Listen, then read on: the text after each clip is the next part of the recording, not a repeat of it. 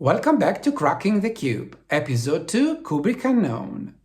In the first part of the episode, we've discovered all the 60 projects that Kubrick considered in his career. Now, let's see what we can make of it.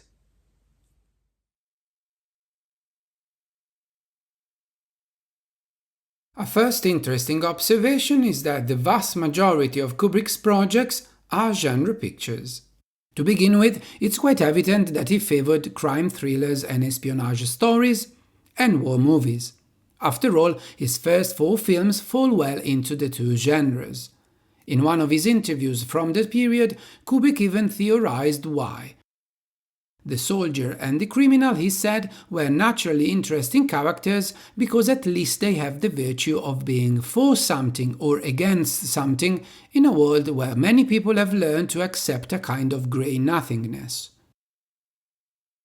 Within the war film genre, the projects clearly show Kubrick's enduring attraction for the American Civil War and the Second World War, an interest that from the 1970s led to projects dealing with Nazi Germany and the Holocaust.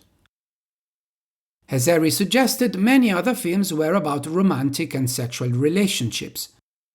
Kubrick did not explain why, but Harris told me that he considered love stories to be probably the most interesting subject and one which is usually well received by an audience. After all, as Harris reminded me, everyone is interested in relationships ever since literature existed. Another strand of projects deals with stories pertaining to the so-called speculative fiction, science fiction in particular, with Shadow on the Sun and Super Toys, but also fantasy films such as The Ring of the Nibelung and Eric Bright Eyes. Kubrick said, "People in the 20th century are increasingly occupied with magic, mystical experience, transcendental urges, hallucinogenic drugs, the belief in extraterrestrial intelligence, etc. The 19th century was the golden age of realistic fiction. The 20th century may be the golden age of fantasy." Another result that is brought forth by the list has to do with the projects that were original stories and those which were adaptations of existing material. As we've seen countless times, for a project to become reality, a convincing screenplay was always the key factor. But I can clearly see a change of approach. During the Harris Kubrick years, Kubrick often summoned writers and asked them to create a story that would encapsulate one of his interests. For example, he commissioned an original story about an unfaithful wife to Calder Willingham after he had to abandon the burning secret at MGM and possibly as an alternative to the death of a bachelor. Or he asked Richard Adams to use his experiences in the Korean War to pen the World War II drama The German Lieutenant.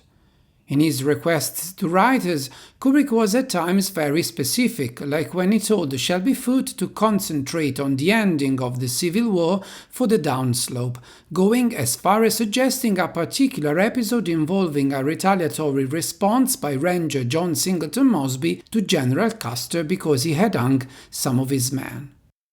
When he contacted Jules Feiffer for the 666 project, Kubrick was even more explicit about what he was looking for. "I have always been interested in doing a modern love story with backgrounds of the Ivy League, Park Avenue and Greenwich Village. Gaiety, charm, humor and excitement on the surface, concealing a fundamentally cynical and ironic sense of tragedy beneath of the surface. The people living there are free for the most part of the drudgery problems of existence and can concern themselves with getting kicks out of life. The atmospheres have charm and gaiety as well as falseness. Would you be interested in something along these lines?" It's as direct a commission for a story as there is. This modus operandi would stop in the late 50s. After that, Kubrick no longer saw whether a writer could invent an original story for him. Even when he had an extreme interest for a subject, which is the case of nuclear warfare, for example, he asked around for an existing fictional book on the topic. This is how he found Red Alert, the novel by Peter George, which was adapted into Dr. Strangelove.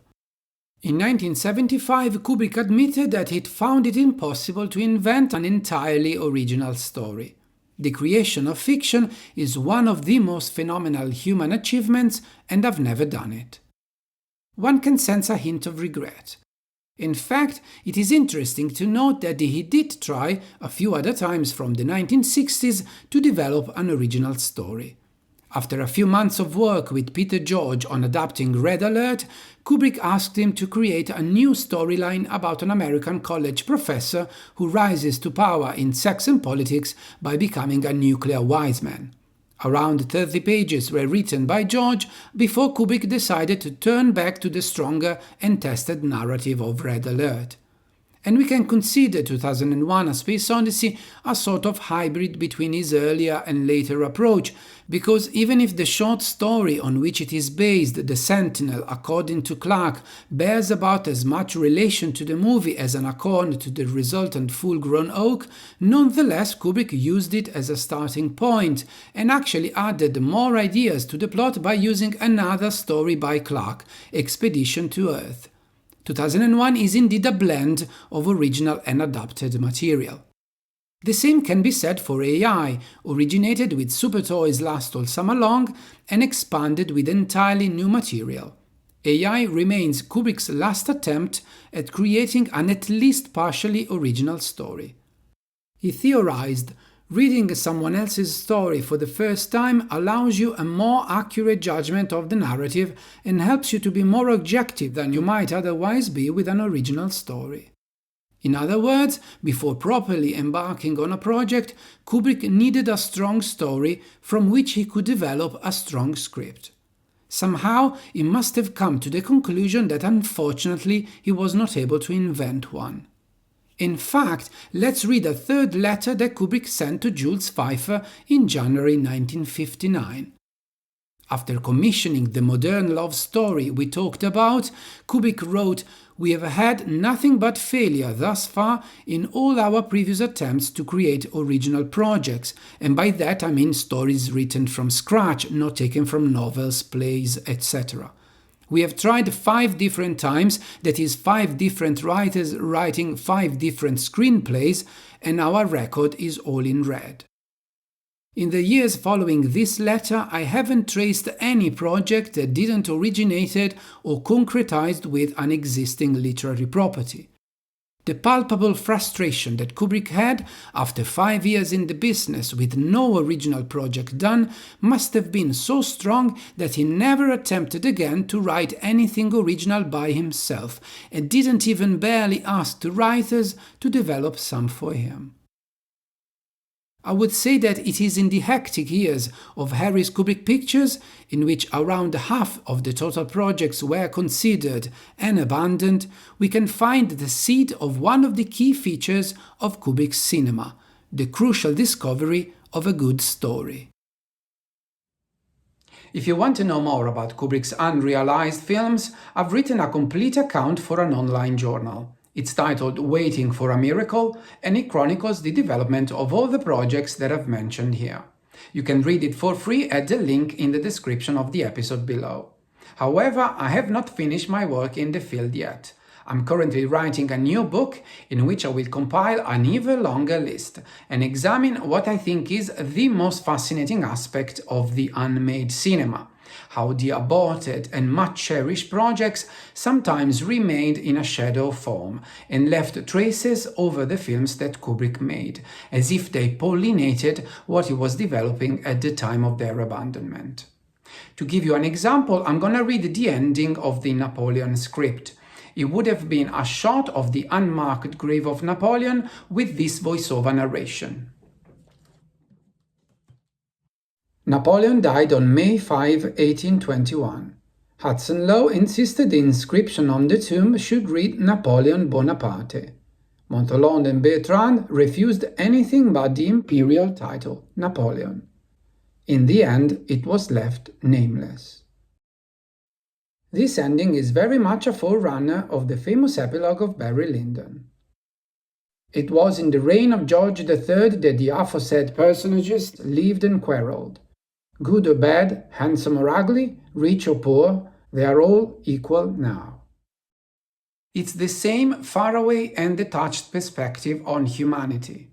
Kubrick developed it while he was writing Napoleon and realized it in Barry Lyndon.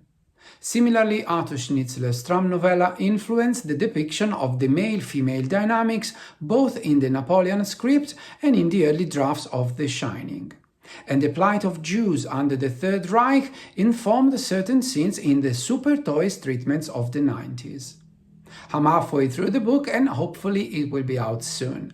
Meanwhile, my latest piece on the unmade Kubrick is the joint chapter in the Bloomsbury Companion to Stanley Kubrick that I wrote with Peter Kramer. Thank you for watching this presentation. Until next time.